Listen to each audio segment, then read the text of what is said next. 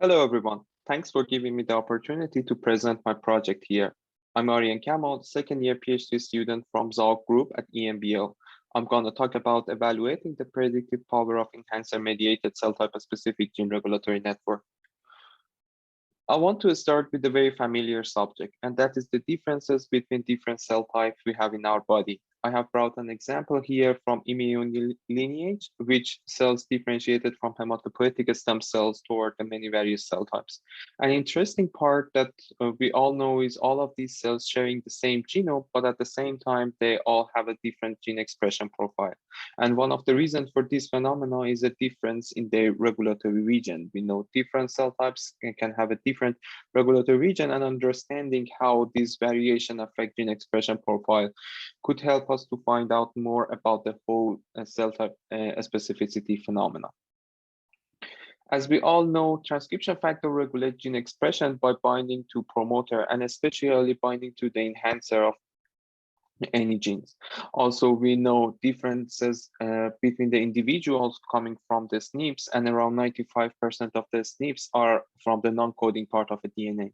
So these enhancer links could help us also to understand more about the differences between the individuals.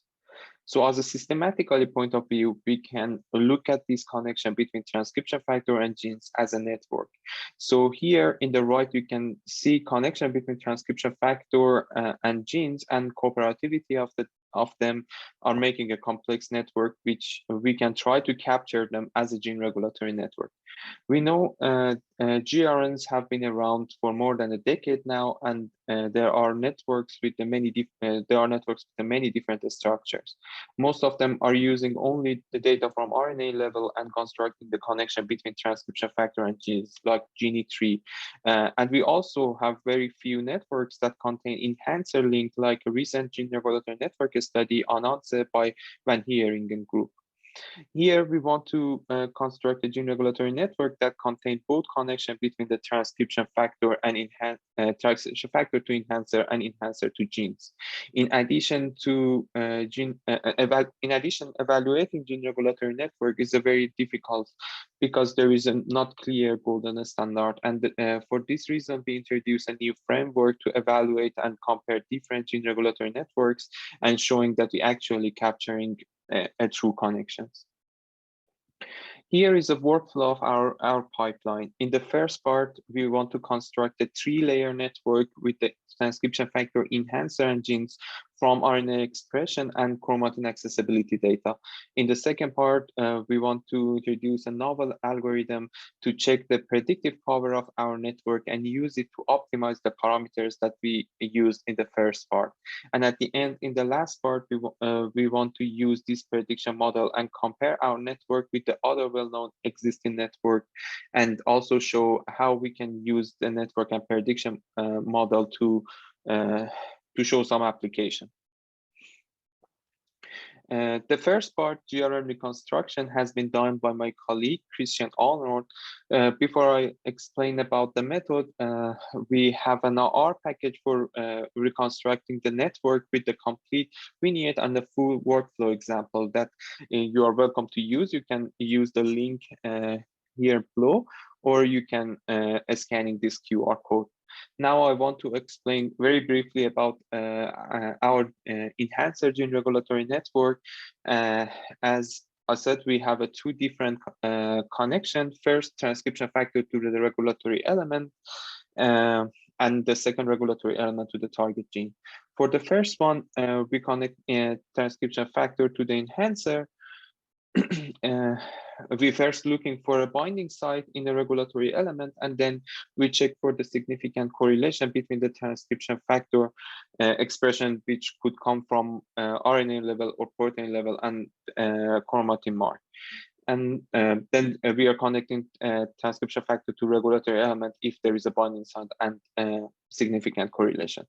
In the next part, we want to connect a regulatory element to the target gene, and for that we first check for the physical proximity, and then looking for positive significant correlation between gene expression and chromatin mark across the individuals, and then we are connecting enhancer to the gene. And with this approach, we are connecting transcription factor first to the enhancer and then to the target genes.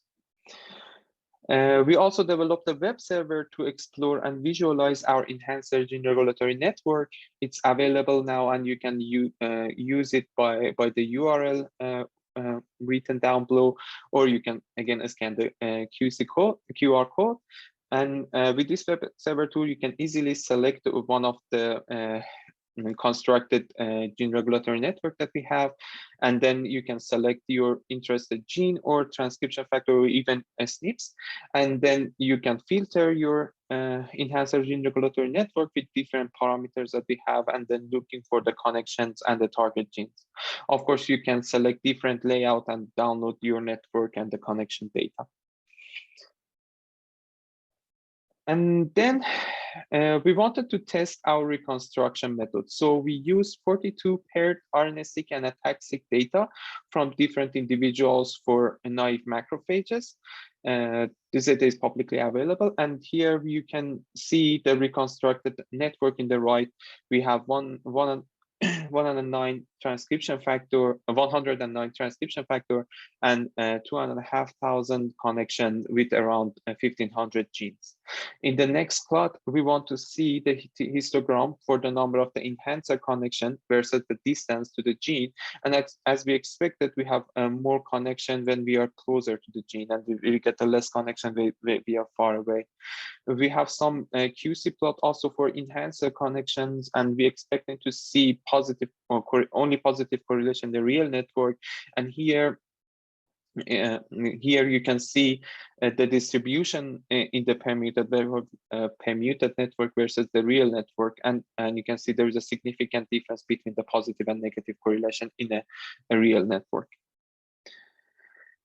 For the next part, I want to talk about evaluating our network. As I mentioned before, it is very hard to evaluate a regulatory network, and we defined a network predictive if we can use that network to predict a perturbation in the data. So in more detail, we have a gene regulatory network, and we need an independent data set with the perturbation so we can calculate differential expression values. So we, in the next step, we can create a relation matrix using the network. And for example, here TF2 is connected to the gene 2, and then we can put 1 in a respective column. Then we are also creating a randomized version of this matrix to compare our network with it.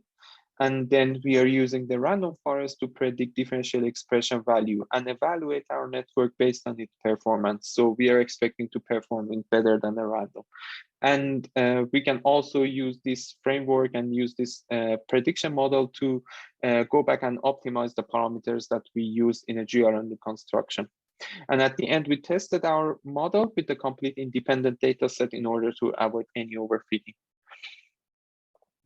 Here is the result of evaluating our macrophages gene regulatory network using 52 samples from different individuals for naive macrophages and also 5 hours infected with salmonella.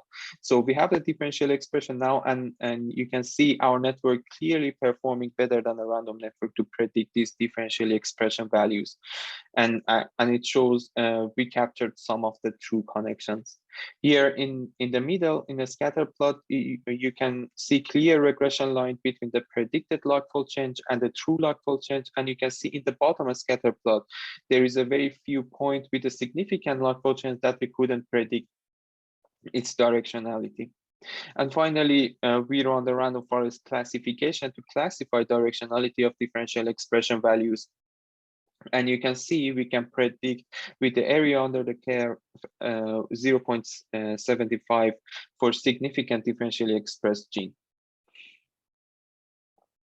One of the very nice application of this evaluation framework is that you can easily compare different network with even different structure with each other. And here we want to compare enhancer connection versus promoter connection. So we reconstructed a network only using links that are coming from the promoter 1 kb or 2 kb around the TSS, and compare it with the network containing enhancer links. And here you can clearly see we cannot predict almost anything with only using promoter links, and we can predict much higher when we also include enhancer, and it shows how much we can improve using the enhancer link. In the final part, I want to benchmark our network against some of the well-known regulatory network, and then I'm showing some application using this prediction model. So here we compared our network with two well-known existing networks, TROS and Dorothea. TROS is a manually created database of the human transcription and regulatory network containing around 8,000 TF2 target regulatory connection, and also this is for 800 human transcription factor. Dorothea is also an integrated resource of all TF2 target interaction driven through the various strategies with a confidence score. And this is also for human. So you can see that the Dorothea and TROS are not very cell type specific, and they contain much more connection than our enhancer GRN. For example, Dorothea contain around 1,500 transcription factor, which within our enhancer GRN only contain 106. Then we want to use our evaluation framework and compare this network to see which one can predict differential expression data from naive macrophages. And as you can see here, TROS cannot predict anything, and the reason could be it manually created and heavily biased toward the well-known TFs. On the other hand, Dorothea and our enhancer GRN performing very good, although our enhancer GRN is performing slightly better, but considering the big difference in big difference between Dorothea and our enhancer GRN, we wonder if they could capture different important transcription factor. We calculate this TF importance using the known feature importance algorithm for decision trees, and here indeed you can see these two networks rely on the different transcription factor. For example, we know macrophages related transcription factor like IRF5 for Dorothea or MBD2 for our enhancer GR. In addition, they both predict NF-kappa B, which is essential signaling pathway in the macrophages. Next, we want to investigate more on the cell type specificity of enhancer gene regulatory network. Thanks to some of my colleagues, we reconstructed the network for 5 different cell types containing naive T cell, iPSC, AML, macrophages, and brain. We tested if we can predict differential expression value for macrophages with this network, and as you can see, only macrophages network is able to predict differential expression in macrophages. We also tested it for different differential expression data for naive T cell respond to LPS stimulation, and also we have a differential expression data for a mutation in AML. We had a consistent result, and in both cases, we only could predict differential expression data if we use the network coming from the same data. And this indeed confirms that our enhancer gene regulatory network is a cell type specific. As a final application, we wanted to investigate more on important transcription factors that are activated in macrophages and see if we can connect the network with those transcription factors with the GWAS traits. Here is a list of important transcription factors which are activated in macrophages sorted by importance measurement from our prediction model. As I mentioned before, some of these transcription factors are connected to macrophages like FOS or NF-kappa B, but here we want to use linkage disequilibrium score regression to link our enhancer gene regulatory network to GWAS trait. Here is a result of the LDSC for enhancer gene regulatory network with only important transcription factor compared with the enhancer gene regulatory network with the more general filtering. You can see some of the very interesting traits that could be related to the macrophages are enriched in the enhancer gene regulatory network with the important transcription factor. One of the most interesting one is a unipolar depression, which has been shown before in a different studies that it could be related to macrophages. At the end, capturing enhancer and using the prediction model could help us to understand more about the specific cell types and the gene regulatory network, and moving from a descriptive gene regulatory network to the predictive enhancer regulatory network. And by this, I want to thank you all to listening to my presentation, and all of my colleagues in the ZALC group that helped me with this project.